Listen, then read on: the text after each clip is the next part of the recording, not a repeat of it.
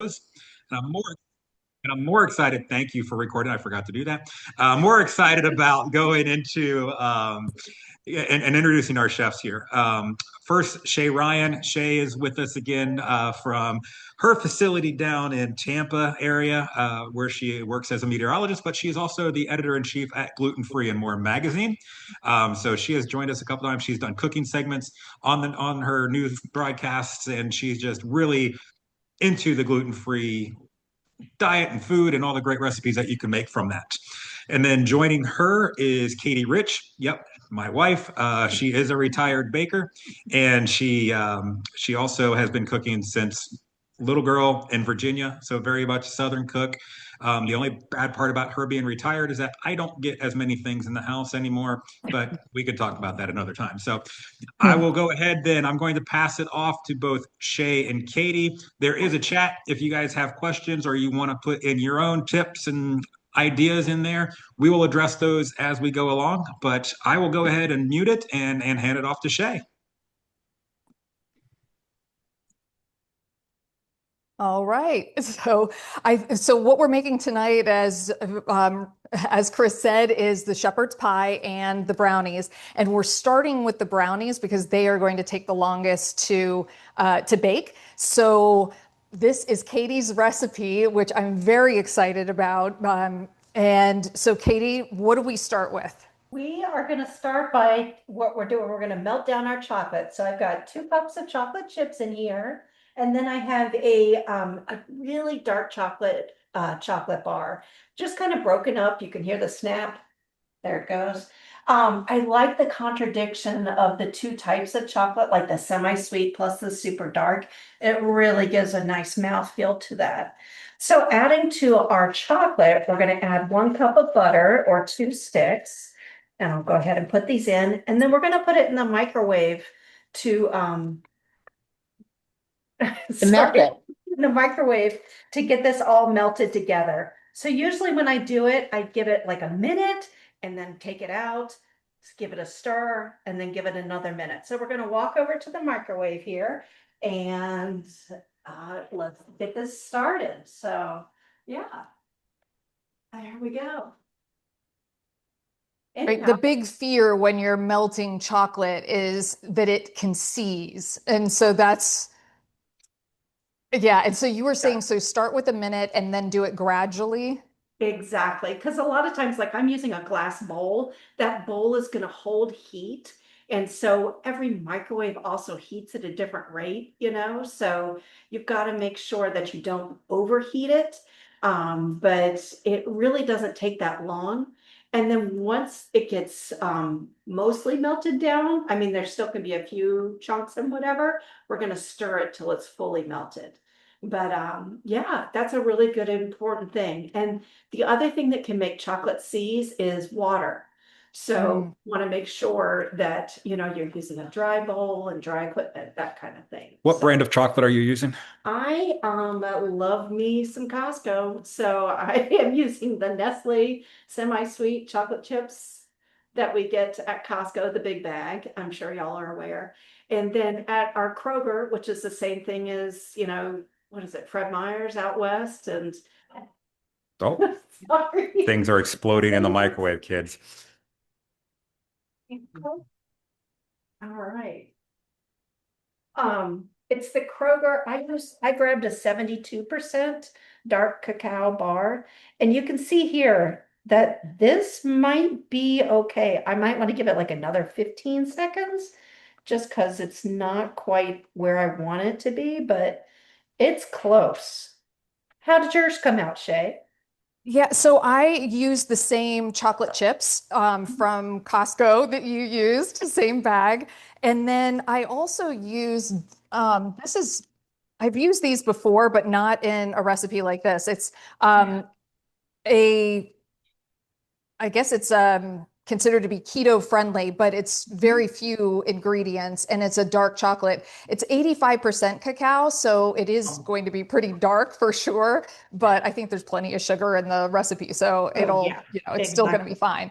But that's the one that I used. And I think because they are chips and they're small, that it was a minute 15 in the microwave that mine ended up, and it's pretty close. But like you said, Exactly. I might need another. Oh, no, I don't know. It's coming together and they're melting pretty quickly, but it looks watery on the sides. But So like you said, the bowl is you still warm. exactly. You've really got to stir that butter in there. And this, I think the scientific term is you want to emulsify the fat into the solids, to Yeah. really make sure that that butter is stirred into that chocolate. Because we're going to actually let this cool off a little bit while we're putting the rest of the ingredients together. So you can see mine here is probably 95% there. I don't know if you That looks beautiful. Yours looks a lot darker than mine does. Or, I mean, it's hard to say if it's the camera or not, but can. um, yours looks gorgeous. That looks beautiful. Yeah, definitely. But it's got that glossy, it's smooth. It's definitely, I still have a few teeny tiny little chunks, but I know that those are gonna just melt right away. So I'm gonna go to the next step, close the microwave. There we go. So I'm gonna put my chocolate to the side here. And then the next part of this is we're gonna make the base. So I've got a large bowl here. And the other tip that I always do when I'm making desserts is I add my eggs first to the empty bowl. Then if I put some shells in there, it's all good. It's just the eggs I have to worry about. So yeah, so we're gonna I use agree. That is smart because no matter how hard you try, every once in a while the shell slips in. I put them in a separate dish if I can't put them in first. But yeah, it it just inevitably happens. happens, right? It's part of cooking. It's just part of cooking. So I've got 4 large eggs here at room temperature. And so the really fun part about these brownies is that they're very dense. They're not cakey whatsoever, which is the way our family prefers it. So if you're looking for a cakey recipe, try a different one. But part of what makes I like the fudgy too. I'm down with that. So I'm excited. it's fun. So we're not going to, I know in a lot of cake or cookie recipes, you really want to cream those eggs in sugar till the eggs get like super ribbony and light. We're not doing that here. We're just going to barely add and combine things. So next we're going to add to our 4 eggs. We've got 1¼ cups of granulated sugar. And again, it's all kind of relative. So this is a half, this is 1, and that's a quarter. Again, I'm not the most scientific of measurers, which is probably not the best thing. But I always like try and chop up my yolks, to get it going. And then we're just gonna stir it around. Just till they're combined and you don't see like big chunks of egg versus big chunk of sugar. But we're not gonna like beat it, with a whisk or a mix or anything. You're welcome to use a mixer if you like. I've just found that using my hands and just hand tools gets a more consistent product than using a mixer. So you And can it's see one that less thing to clean too. exactly. And we'll use those mixers for the icing afterwards. So in this bowl, we've got our eggs and our sugar. You can see it's just combined. It's not really beaten or anything. It's just what it is. And now we're going to add our flavoring. That's the other thing. You always add your flavoring to your fat. So I like this instant espresso powder. So people use whatever you have on hand. And let's see, a teaspoon. That's a half. So I'll use a couple of these. And the espresso powder, why do you use that? I have always found that chocolate and coffee are like peanut butter and jelly, I mean, or, ranch dressing and cucumbers. I mean, they're just flavors that really go together well. Um, But it the brownie isn't going to taste like coffee, right? Because it's just a small amount. It's just a very small amount, and it's just one of those kind of mouthfeel kind of things that you're like, this is the most chocolatey brownie I've ever had in my life. And you really just don't even taste the coffee in it. And I've seen recipes that use like up to a tablespoon of espresso powder, And so I've dialed it back to like what my family enjoys at just a teaspoon. So again, if your family likes a more coffee forward flavor, go ahead and use up to a tablespoon. It's just whatever your family likes. And now we're going to add a tablespoon of the vanilla extract. And I'm terrible about this, y'all, because I always just kind of count and let it run over, and there it is. Which is why Chris can never make recipes. Oh, me. All right, so we have flavored our eggs here with our coffee and our vanilla. Sugar. What was that? And your sugar too. And the sugar, yep. And you can see it's turning just a real pretty color.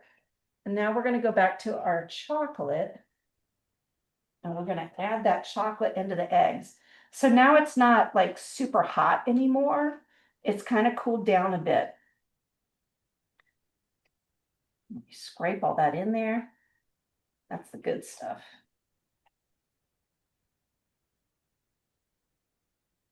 Thanks. Doesn't everybody lick the beater? I do. That's just me. And then just like when we were combining the butter and the chocolate together, you're doing the same kind of motion here, where you're just kind of lightly combining this all together till it's one homogeneous kind of mix. And it doesn't look exactly smooth because you probably still have sugar crystals in there, and that's okay. That's okay. Let's see, it's starting to get thick. All right, and it's at this point where I look at my ingredients and go, did I get everything in here? Always another good tip. Okay, next we're gonna move to our dry ingredients that we're gonna fold into here. So my flour blend that I'm using this evening, thank you, Jules, it already has the xanthan gum in it. But if your flour blend doesn't have any in there, you're definitely gonna wanna add that. And this recipe only has 3/4 of a cup of flour, which again is probably one of the reasons why it's makes such a good gluten-free recipe. All right, that was roughly 3/4 of a cup of flour. And then what's interesting is we use baking powder. Now, do y'all know the difference between baking powder and baking soda? That is the question, right? Baking powder is heat activated. Baking soda is chemically activated, so like an acid to the base kind of thing. So if you're making buttermilk biscuits, you're using baking soda. If you're making something that's going like not right away into the oven, you're going to want to use baking powder. Does that help? Yeah, and I've also heard someone say that, and I like this too, that soda is for spread and powder is for puff. And and so using the combination, or if you want your cookies to be more of a thinner spreading cookie, then you want more baking soda. If you want a more cake-like cookie, you would use baking powder. So I've heard that used as well as one way to remember, which one you want to use when you're developing recipes. But it is interesting how different the science is behind them and how you can utilize them. And like you said, activating them, versus temp or acid to activate. Exactly. So what'd you put in there? So this is my gluten-free flour blend. That's a lot of L's and F's to get together, right? And baking powder and the salt. That's the other thing, is any dessert you make always needs a little bit of salt, whether it's in your salted butter or salt within your flour mix. It just really helps round out that mouth feel. So I always stir my leaveners into my flour blend so that when you're adding it to your big mixture, you don't get just like one corner of your brownies has all the baking powder in it. You want to make it all up. So at this point, I'm just going to kind of sprinkle this on top. And again, these are dense brownies. So I'm going to fold, which is you push it down in the middle, oops, and fold it over, and push it down in the middle and fold it over, instead of like using a whisk to get it all together. So yeah, and then I'll add a little bit more flour and just keep making that same motion over and over again. Again, I'm just trying to not put too much air into these. And I probably add the flour in thirds. How are you doing over there, Shay? This is looking great. It's coming together really well. And you can see how, I mean, that flour blend just sucks up all that chocolate. It is a really, Yeah. really rich dessert. Yeah, when Chris said, how many does this feed? I'm like, at least 36, because if you can eat, a 4-inch square of this, I'm really impressed. Usually I cut it into like 1-inch pieces or 2-inch pieces, because it's pretty rich. And I don't know about you, but I love a scoop of vanilla ice cream on top of my brownies. So, it's you gotta balance it out a little bit. Exactly. Exactly. All right, so I'm just going to keep on folding this flour in. And once I get this in, we're going to have our 1 cup of chips that we have in reserve. And then I'm going to be pouring it into a 9 by 12 baking sheet that I have lined with parchment. Um, a lot of people like nuts in their brownies. I love pecans or walnuts, but I have a veto from the rest of the household. They do not enjoy. All right, guys. That's funny. I think I get the veto too. I just saw my husband putting his thumb up as well. So yeah, no nuts in our house apparently. Yep. Yep. Not necessary. Wonderful though. Okay, you can see how this is like a super thick, almost Yes. gelatinous kind of batter, and that's what you're looking for. So I'm gonna go ahead and sprinkle in my chips and fold those in. And then you can also, if you wanted to, if you were doing like a dinner party or something, make this in a pie pan if you wanted to do like wedges or something like that. Or Oh, if that's a great idea. Yeah, little ramekins, just it's a really versatile recipe. Now I just use parchment right into my pan. I don't bother um, greasing it or anything because there's so much butter in this recipe. So then So are you using a sheet pan like a cookie sheet? yep, that's what I like to use. Oh, Um, wow. Okay, so I read that wrong, but so I'm using more of like a cake pan. and that works too. That works Okay, so it's absolutely. not, I haven't done something wrong. No, definitely not. Definitely not. Okay. You can use whatever pan you've got. That's the great thing about this recipe. My biggest Okay. thing And I is guess if mine are thicker, then it might take a little longer for them to bake. exactly, Okay. exactly. So, um, this is always the messy part. So hang in there with me, guys. Somebody asked, how do the chips not melt when you put them in the oven?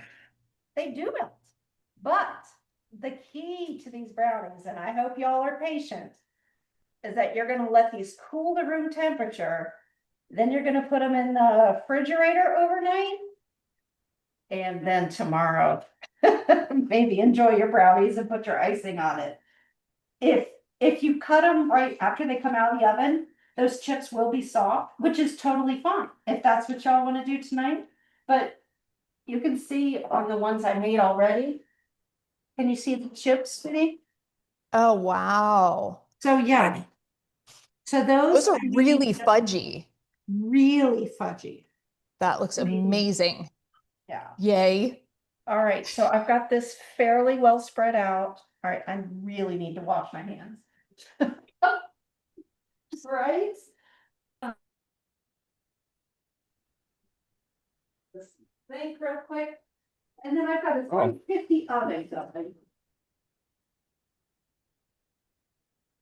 Okay, so we might not have beaters, but I mean, the spoon is looking pretty good, and the bowl had plenty to scrape. So, Yeah, Rich, I think we're in good shape here for sure.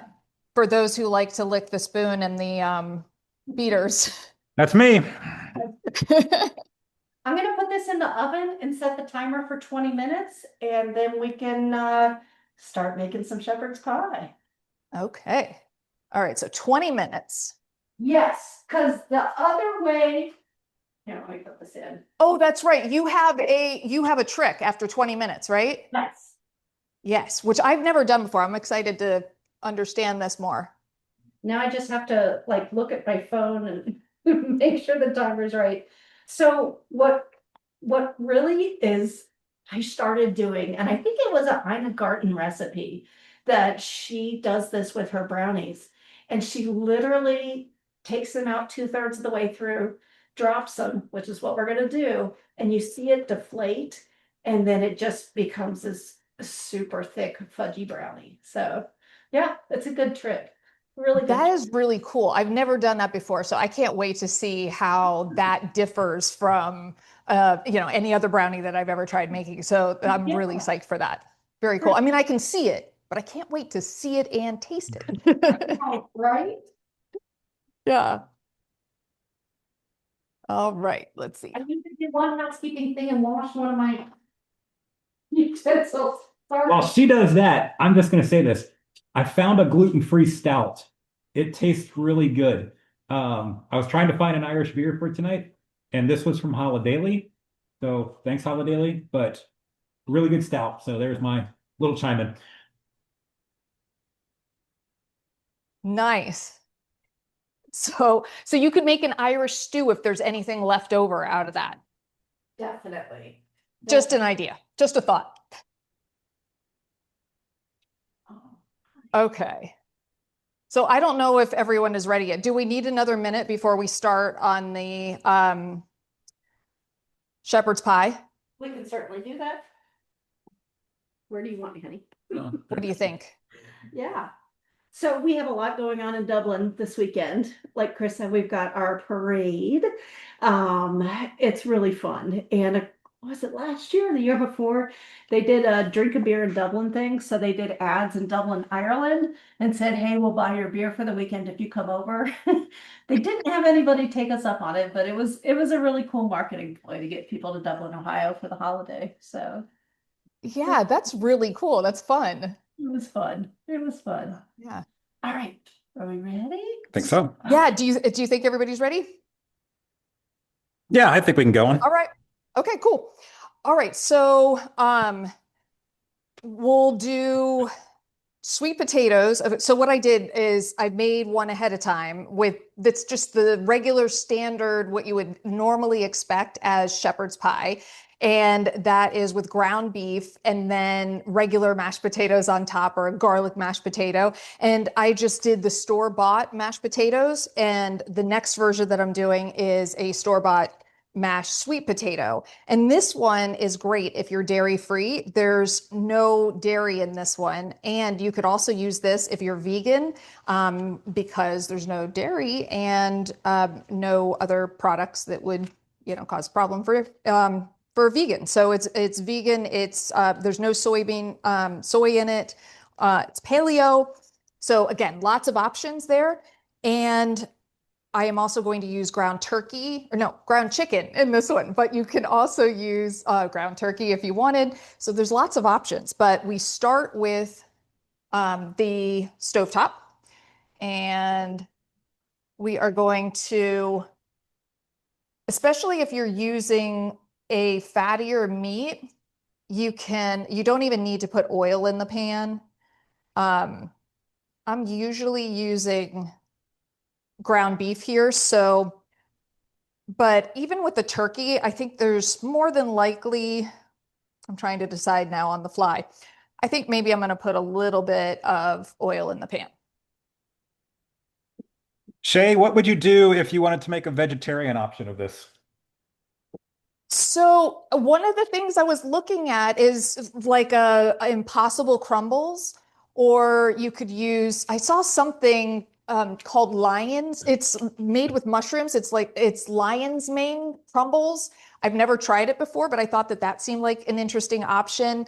And it doesn't have any soy in it. A lot of folks try to avoid the soy, which might be is in the tofu crumbles. And I did see tofu that is not made with soy. So it is a plant-based product. That's an option as well. I didn't see it crumbled, but don't see why you couldn't crumble it yourself. So that would be an option. And I think Katie had also brought up something too. It was eggplant. Is that what you were saying? I was thinking, just, we're all trying to come up with different like options that we can use in our diets. But I think eggplant or mushrooms would be make an amazing shepherd's pie because it would give you that really meaty taste. And you could do it in like a big dice, so they would retain their shape and everything. And they would soak up the sauce really beautifully. Oh, yeah, that does. Yeah. And so what we have done here is we're just putting the meat or whatever your crumbles are into your hot pan. And I'm adding the onions because you want those to be cooked really well. Keep in mind, all of this is still going to go in the oven, so you'll have more cook time.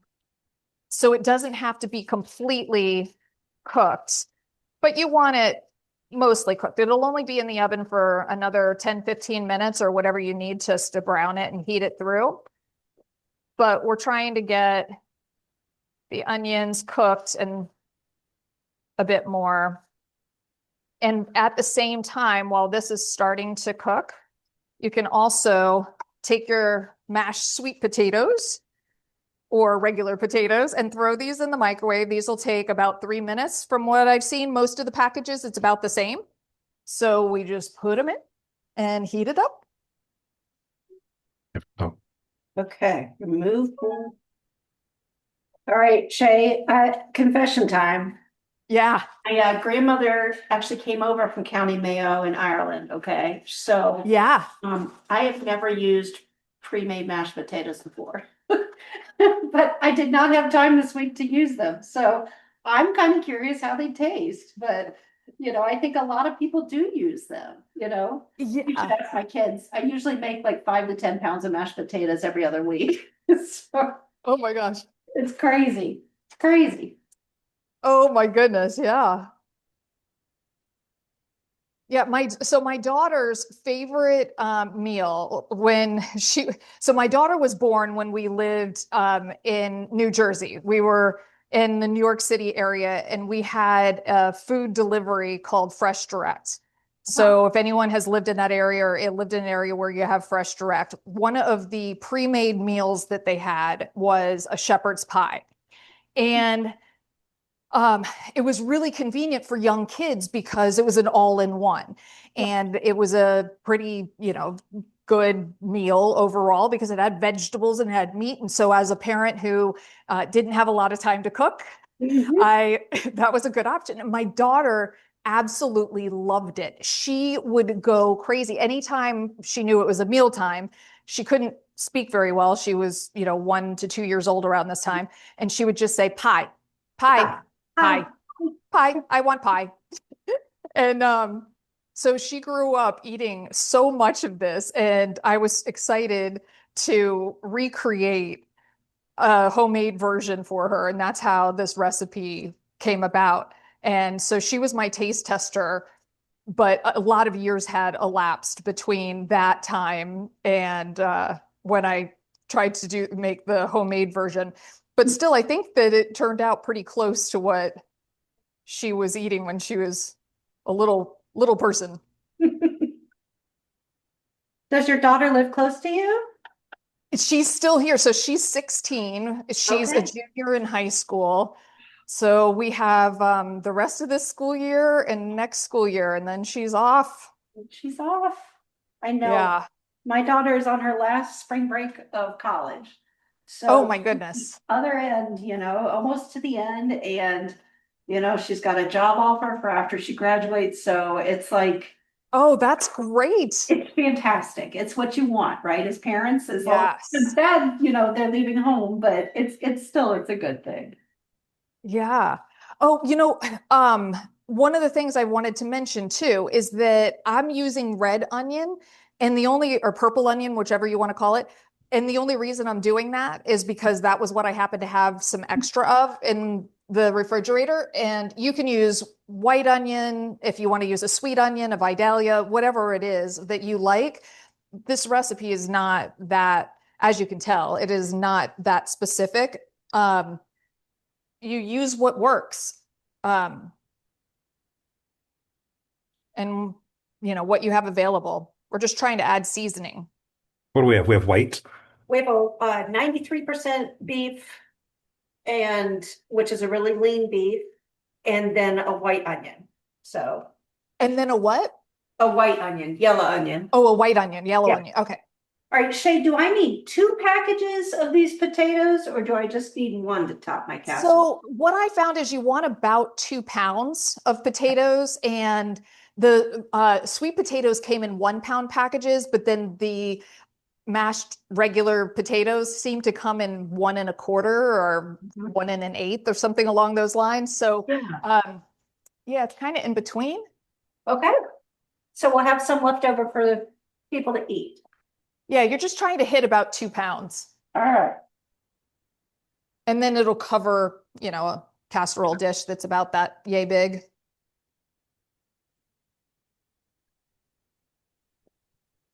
All right, so once you have the onions in there and they're cooked down, and most of the pink is out of the meat, or, if you're not using meat, then what you want to look for is just make sure that the onions have started to turn translucent, just so that they're cooked down and you're not getting raw onion in there. Got a little bit longer. Me too. And then you're going to start adding your carrots and your garlic. And you can wait if the pan is real dry, you can wait to add the garlic. You don't want to burn the garlic. So you can wait on that if you want. But if there's a lot of liquid in the pan, I usually don't have an issue with adding the garlic now. Don't usually have a problem with it burning.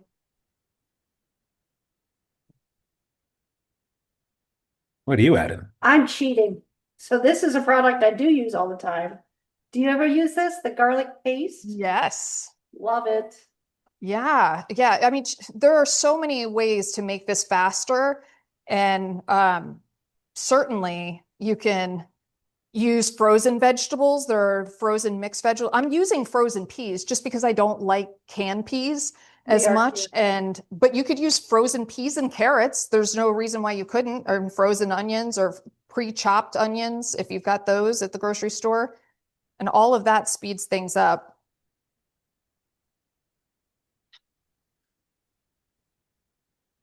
But I do like the flavor and the gravy that you get from making it fresh.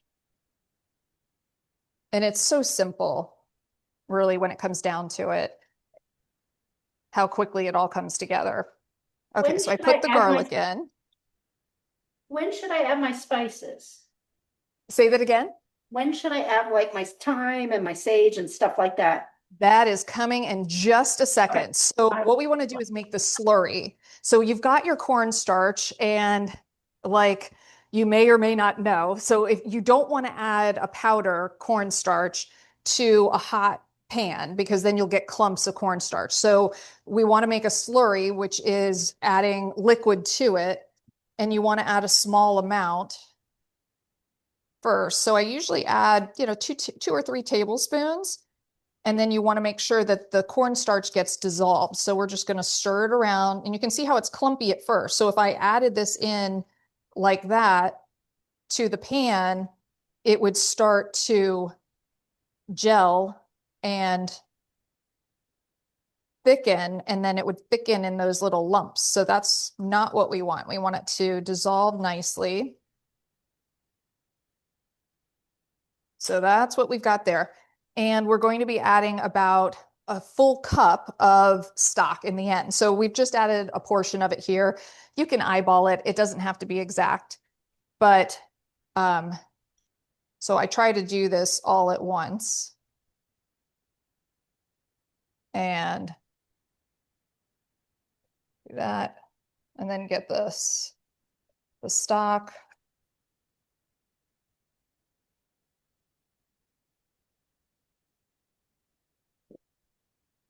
I have a dumb non-cook question. Do we need What's to? that? I have a dumb non-cook question. So do we need to drain the meat at all? You know what? That is not a dumb question at all. That is a very good question. If your meat is really fatty and you've got a lot of liquid at the bottom, yes, you absolutely want to drain it. And I'm glad you brought that up, because I'm using a turkey meat, which doesn't have a lot of fat. In fact, I added some just so that it didn't stick to the pan.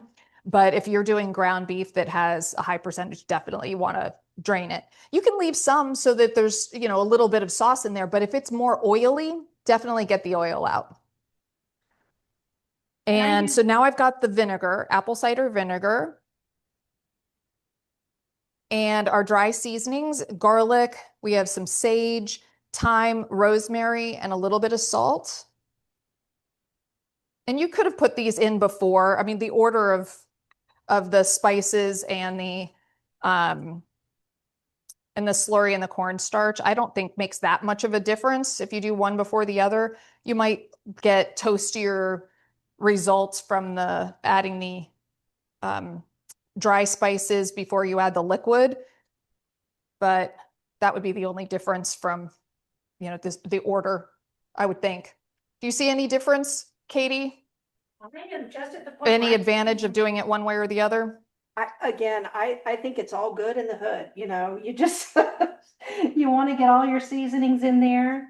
We used like I said, a 93% beef, so it was pretty lean. So I went ahead and just left the juices in there. Yeah. At this point, I've got all my liquid in, I've got my slurry in, I'm gonna add that vinegar. No advantage to you adding spices earlier or later. I think it's all good. It really doesn't matter. Okay, let me. All right. And so the last thing to add are your peas. So you get that in, and you can turn the heat off at this point and just add the frozen peas. You don't want them to cook too much because then they change color and they get, a little bit brownish or, lose that bright green. So I like to put them in because remember, they are going to cook a little bit more in the oven and they really just need to heat through. So I do that and then also add some fresh thyme. What am I saying? Fresh thyme, fresh parsley. So I need more time. All right, so we've got about 2 tablespoons of fresh parsley, and I'm saving a little bit to sprinkle on top. You just move that in. And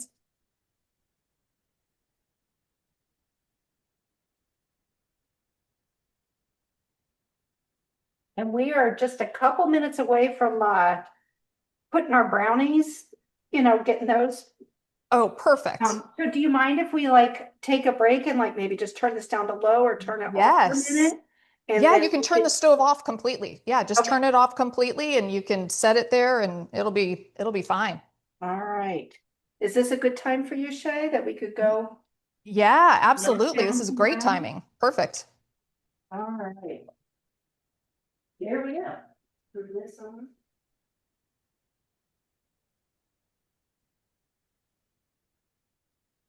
All right, you ready for the action shot? Sure. Okay, I'm gonna do it right here on this counter. So you can see my brownies are pretty much up to the level of the pan. And they've got a nice smooth crackle on top. Okay, big noise. I'll do it one more time. And see how they just deflated? All right, I'm gonna follow you. So here you can see mine. And this is beautiful. It's got that nice crinkly top, which is the sign of a great brownie. You always want to look for that crinkle. That's the amazing greatness. All right, so now I'll drop. And drop again. Yep, there it is. That's it. All right. Secret, super secret motion. See what happens. And then how long do we put it back in for? I do mine for another 10 minutes. If yours are a bit thicker, it might be more like 12 to 14, but they're basically almost cooked through at this point. Yeah. Okay. Awesome. They looked so good. I know, right? They really looked awesome. I want this cornstarch to just tighten up a little bit more. So I'm gonna let mine bubble up here. Yeah, and if it seems, that's a good point. So if it looks like maybe your meat has released more juice and it's not really thick, you could always make a little more slurry and add that to the pan and heat it up. And and make it a little bit thicker. I think like you were saying, you don't always measure everything exactly. Sometimes with cooking, it's about the feel. And once you've made something once or twice, you start to notice what the little nuances are that either you like a little different or where you can play with it a bit and make it more your own. Exactly. And I mean, I didn't have any more broth, so I just put a little bit of water and I'm just Sure. using that to make the slurry. Yeah. Nothing wrong with that. So what we do is now you take your casserole dish and you don't even have to, grease it or anything like that. There's usually enough fat. And then you just pour all of that goodness into the bottom. And what we were doing with the mashed potatoes is just heating them up enough so that you're not putting cold mashed potatoes on top of a hot filling. And then it'll all heat up and cook together at the same rate. And I'm just kind of smoothing it out here so we get some of the sauce mixed around.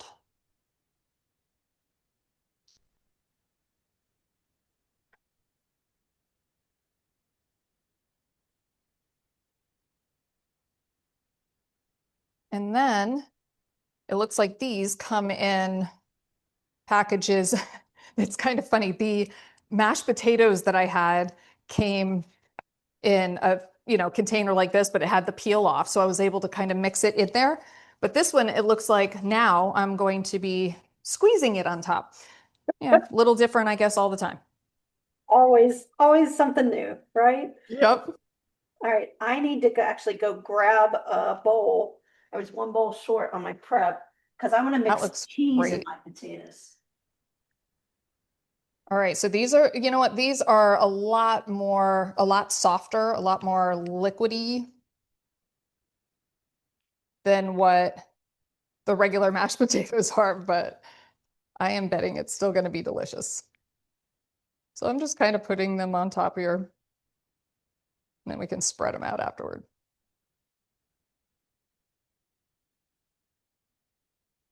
I bet this is exactly what Ina Garten does, don't you think?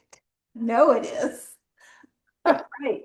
All right, my mixture's looking really good. I'm getting big bubbles, and that's how I know that my cornstarch is cooked through. It's kind of like when you're frying chicken or something like that. When you get those big bubbles, that's when you know you've got the action you need. All right, this smells really good. That is a very good point. If it doesn't boil, it doesn't activate the cornstarch to thicken it properly. Okay. So our hosts have a dog, and she's right Oh, next to Jason. oh my gosh, that's hilarious. Leo, go sit on your bed. Go sit on your bed. Thank you. All right. And I didn't know which casserole dish to use.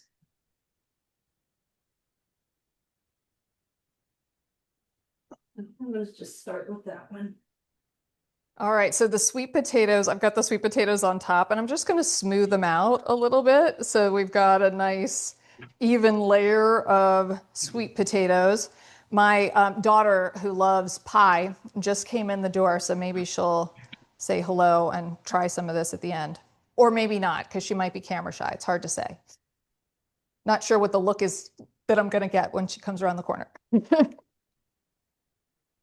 All right, so that looks great. One of the other things you can do, or that I have done, it's not a traditional thing, but I like to take a little bit of sharp cheddar, like an Irish sharp cheddar, and sprinkle that on top when I'm doing regular mashed potatoes. I just like cheese a lot, so that's something that I do, but it certainly is not your standard way to make shepherd's pie. But it's an option if you'd like. I got the Kerrygold Dubliner cheese. That's one of my favorites. So, Yeah, that's mine too. and 'tis the season, so why not? And Uh, they make great butter too, right? The Kerrygold butter. so good. Like the American butter is usually what, 36% butter fat, and the Kerrygold is like a 38 to 40% butter fat. So, It really makes a beautiful thing. Good stuff. So then all we do from this point is just pop it in the oven, and you really just want you want it all to heat up and just kind of meld together, and brown the top a little bit is about it. And so you can put it in, I think we have it set at 350, 350, 375, even 400, depending on, how brown you want the top. The hotter you go, the browner it'll get. And it's about 10-15 minutes, and take it out and you're ready to go. So we'll put this one back in. I think I've got enough. I'm going to move the brownies slightly to make room.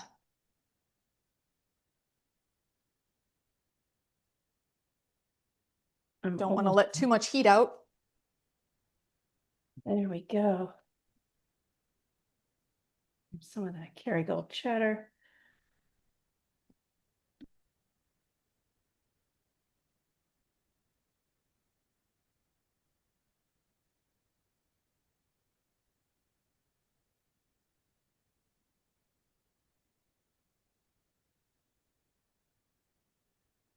So Shay, is that a finished version?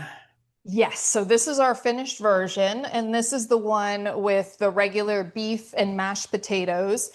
And I'll put it on a plate so you can kind of see the layers coming through.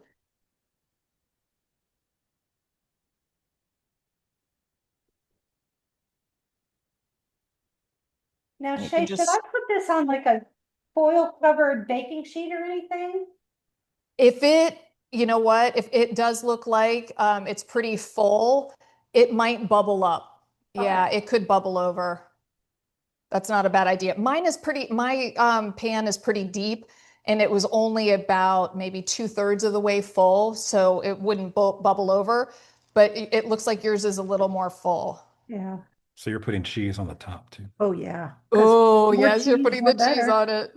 And the other thing I always do is I salt the top. I salt the top of my potatoes because potatoes can never have enough salt. So, Oh, nice. all right. Now, Yeah, so if you have the cheese on top, that's going to make it really, nice and brown and crusty, and then you can sprinkle a little bit of fresh parsley on top just to add a little extra flavor, and it's also nice just to have that freshness of the fresh herbs, and it adds a little color so it's not quite as bland. But yeah, when it's literally a meat and potatoes dish, it doesn't always have a lot of color and vibrancy, but once you spoon into it, you can see that there's a lot of color in there with the carrots and the peas. So you are getting a lot of good nutrition out of it, especially if you're, making it from scratch at home and you can control the ingredients.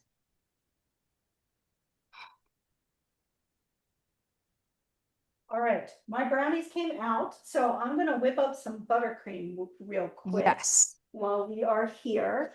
And All I right, let's do do want it. to mention that there has been discussion in the chat. Bailey's does have a post and this is your discretion if you want to use Bailey's or not. It is a gluten-free product, but they do not have any guarantees. So, I mean, you can add Bailey's. If you don't want to add Bailey's, what would you put in as the ingredient for this? I would put extra vanilla extra, and that would give you a really nice buttercream. So I'm using my big stand mixer. And one thing that a lot of people don't realize is that there's my timer for the brownies, got it. The paddle attachment, this is what we call this one, is really good for making icings and buttercream. It makes it a stronger structure, so it's like less airy. Sorry. Oh, no one, they couldn't hear you for your Bailey's substitution. Vanilla. Add more vanilla extract. So I'm just going to be adding powdered sugar in here a little bit at a time. And it'll take a few minutes, but you can see, I don't know if you can see in here, the machine's cutting the butter into the sugar. And what we want to do is just want to make like little pebbles, if you will. So like that sugar's almost all been incorporated in. So I'm going to add in another. Somebody asked a question that I know the answer to, but I'm going to ask you, do these brownies freeze well? Yeah. Beautifully. They ship well too because they are so dense. So if you're sending a care package to somebody, well, yeah, that they're just fantastic. And I cooked them for about, well, they've never lasted, I should say, longer than a couple months in the freezer. But it's really nice because a small portion goes a long way. So making 8 tray of brownies, it lasts for a while in the freezer. So yeah, you can see how the sugar is just getting incorporated into that butter. And I'm going to add some more. So Katie, are you waiting to add the liquid, the Yes. Baileys and Yes. the vanilla until after you have incorporated a lot more of that? I kind of missed something here because I think I was setting stuff up. So you haven't added any of the liquid yet, correct? Sure. So that's a really good point. When you're making buttercreams or icings or anything like that, the liquid is last. Okay. You want your icing to be like so stiff, your mixer is having trouble even getting through it. And then once you add your flavorings to that, that's what's going to cream it out and give it a beautiful consistency. So you Ah, can see okay. this just looks like, and my hands are clean, I promise, just like really thick butter, but I still have, another cup and a half of sugar to go here. So, yeah. And you're using the paddle attachment and a stand mixer, and I have a hand mixer with these The aren't beaters. whisks, but just like your Yeah, standard beaters. yeah, I'd call them beaters or a paddle. That's the same thing I'm doing here. So it doesn't matter what your equipment is, it's working the ingredients exactly the same.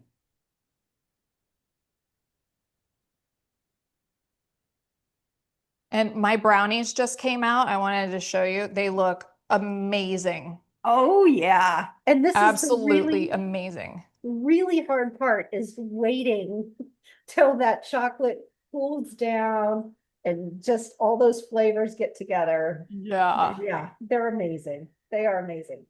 All right, Oh I'm my going to add goodness. another half cup and then I think I'm about, oh, see, that's why we clean our surfaces first, right?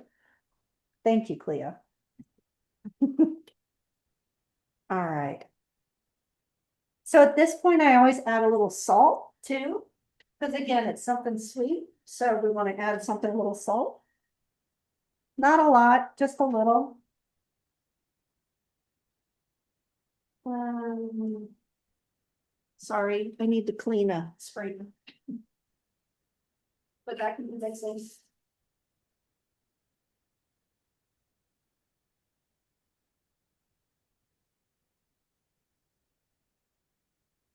Shay, we should screenshot the left side of your screen right now because it has the shepherd's pie and the brownies just sitting there. It looks tremendous. Oh, nice. Okay. Yeah, it's kind of funny. I'm not sure with the beaters going how loud it is and what's going to happen. So I wasn't sure. It's I think we kind of know how to the rhythm of talking back and forth, but with the beaters going, I'm a little thrown off. But this is coming together really well, and it does. I mean, everything smells so good right I now. know, It's right? amazing. So you can see this looks just like river pebbles kind of, okay? That it doesn't look like a frosting whatsoever. And that's exactly what you want your frostings to look like. Now, if I was making a frosting like that I wanted to use in a piping bag or something, a lot of times I add my ratio is like 1/4 to 1. So since I had what, 8 ounces of butter or 8 tablespoons of butter, I would have used 2 tablespoons of Crisco or solid vegetable shortening. Um, and that Crisco just really makes a difference in your buttercream being able to pipe just beautifully if you were doing like fancy cakes or something like that. So using regular butter, you're not going to be able to pipe the shapes as well, or is that You can, and I'm going to, but it's just the definition. okay? Because the adding the solid vegetable shortening to it just gives it a better, I don't know how to explain what it does, but it just, Yeah, no, I got you. But and yeah. so I'm just digging in a little bit more. So if you want to so you do a ratio of Uh, butter to to Crisco. So like if I was making a birthday cake yeah. and I wanted to do, hearts or scripts or, florets or something like that. And I would probably use, 2 sticks of butter to a half a stick of Crisco. So that would have been 1 cup to 1/4 cup. Gotcha. Okay. Right. I mean, it's rare when you get to pick the brain of a professional baker. So I just had to take that. So I shook up my Baileys. Oh, oh yeah. And I'm just adding it in a little bit at a time. But you can see how quickly it becomes like a frosting. I'm going to turn up the speed here, so it's going to get loud.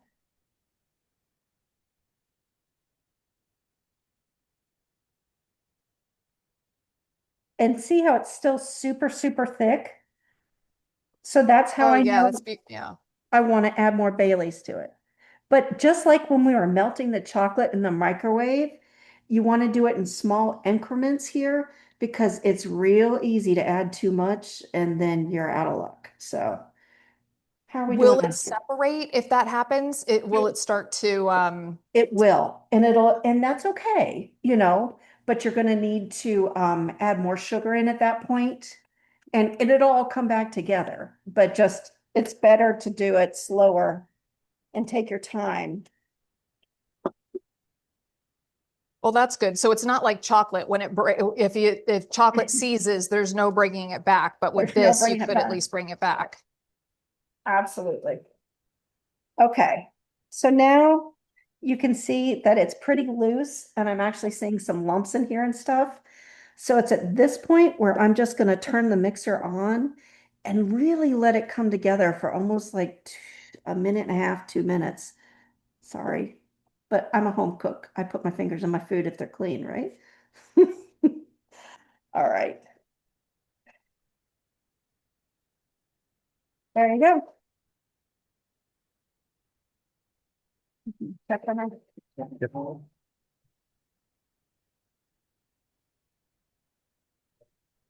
I think a little bit longer.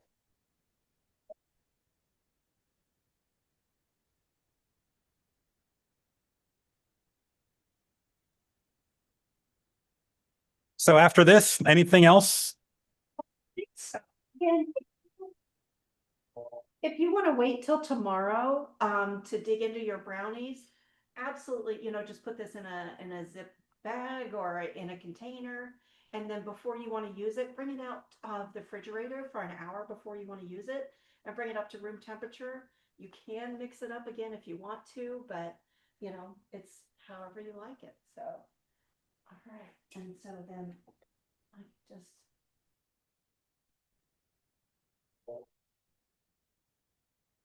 you can see that it's a lighter color almost too, because it's been whipped up.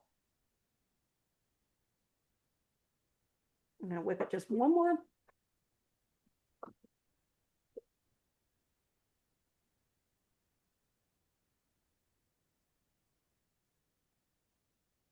And even though I didn't put any Crisco in for live TV, let's try piping it and see what happens. Why not? Right? Time. What was that? Time. Oh, it's time. Sorry. Sorry, honey. You can do housekeeping things by finishing.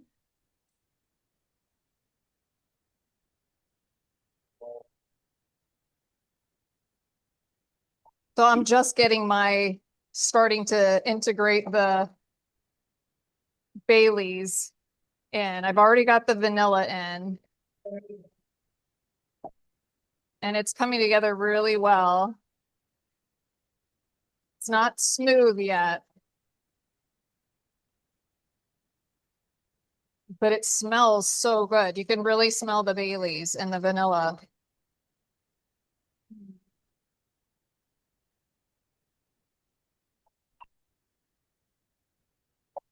Hopefully that wasn't too heavy of a hand. Never.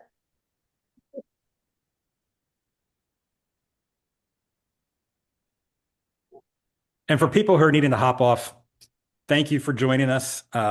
This will be on YouTube. We'll also send you a copy of the recording to your email. But these are things that we like to do with you.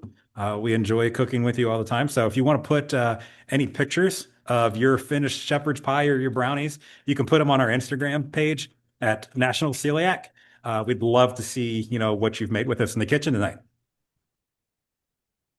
Or anything. Are there any questions that we didn't answer in the chat itself?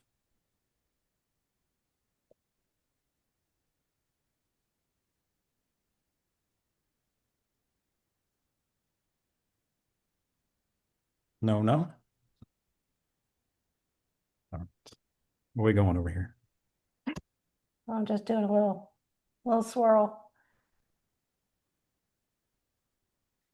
There we go.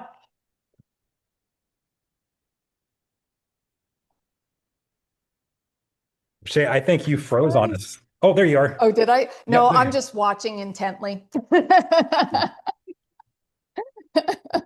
So Yeah, no, I'm but just mesmerized. That's all. It all looks so good. So we didn't have any more questions. We're good. I think we're good. I think people are saying they're hungry. Oh, somebody asked, would you freeze the brownies with frosting or wait until you take them out of the freezer? You could do either, but I probably would wait till you take them out. So And then we have our shepherd's pie and brownies. there we go. So, all right. Looking good. That looks great. So, Shay, thank you. Thank you, as always, for joining us. Thank And you. Thank you. yeah, It's been a lot of fun. this was fun, and we'll see everybody soon. Thanks so much. Take care. Bye.